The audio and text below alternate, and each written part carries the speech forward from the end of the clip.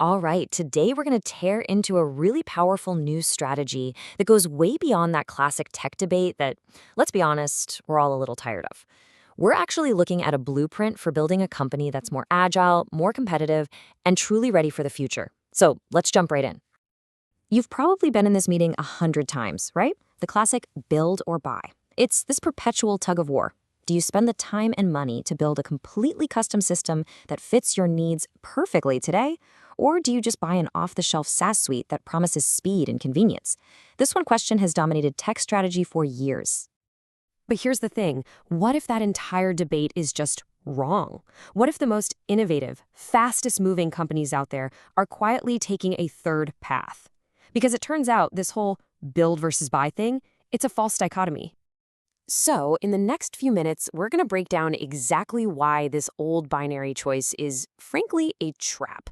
And more importantly, we're going to introduce you to a much more sophisticated hybrid model that is absolutely changing the game. Okay, so to really get why this is a fallacy, you got to understand the pitfalls of the two old school approaches.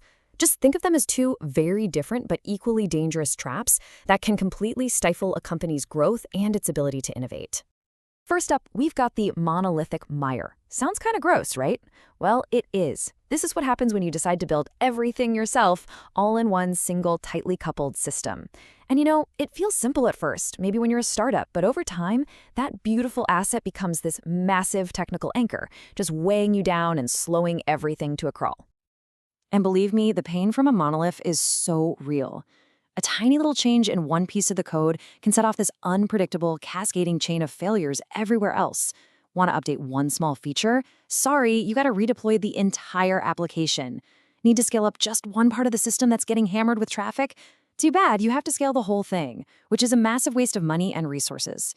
You're basically stuck with whatever tech you chose on day one.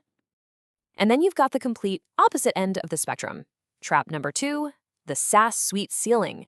This is that shiny promise of a convenient all-in-one platform that'll just handle everything for you.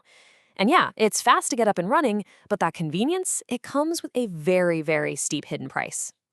The hidden dangers here are huge. See, these SaaS suites are built for the average company, which means your unique business processes, the things that actually make you special, get crammed into a generic one-size-fits-all box.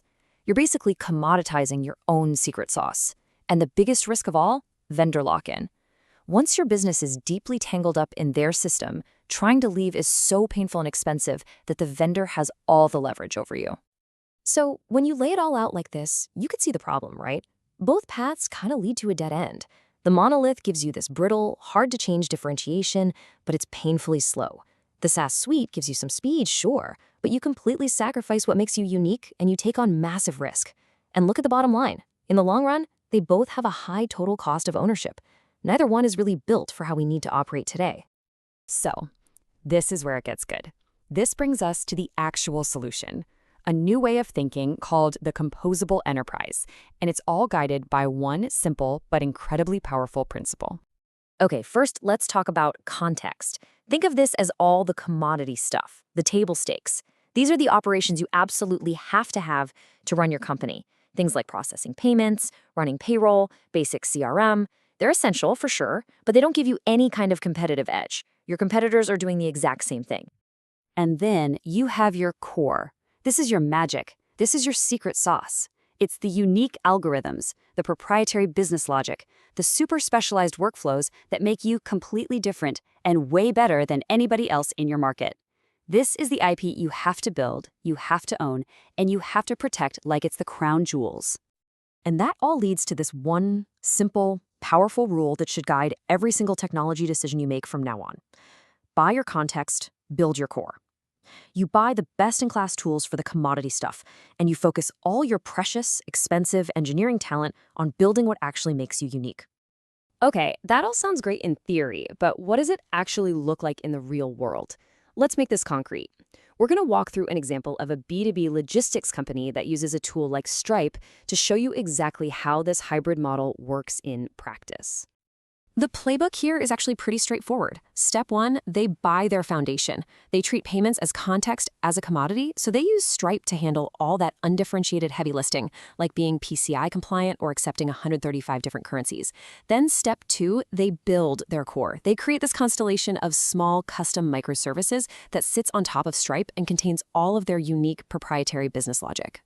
So in our example, this logistics company builds its competitive moat with just three, count 'em, three, custom-built microservices that plug right into that Stripe foundation.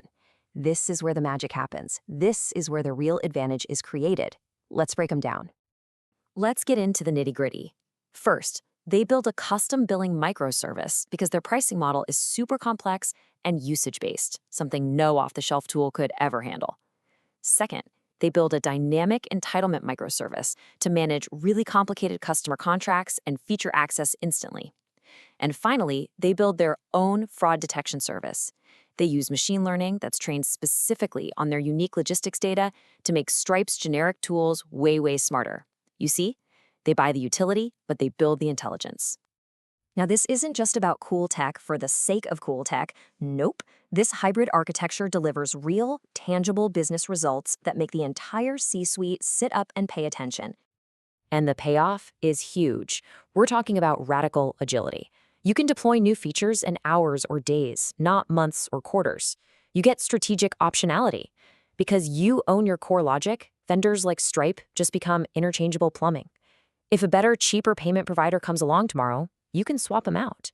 And finally, you seriously optimize your total cost of ownership because you're focusing your best, most expensive engineers on building features that actually drive revenue, not on reinventing the wheel. Okay, so you're probably thinking, this sounds amazing, but how do I even start? Well, moving to this model is definitely a strategic journey, but there's a clear, actionable path you can follow to get started. It really breaks down into 3 steps. First, you have to do a core versus context audit. Get everyone in a room and be brutally honest about your entire tech stack. Map everything out and decide what's core and what's context. Second, you have to truly embrace an API-first design philosophy. Your APIs are not an afterthought, they are the product. And finally, start small. Pick a pilot project, prove the value, build some momentum, and get that crucial buy-in you'll need for a bigger transformation. Look, this is the new reality. That old debate is dead.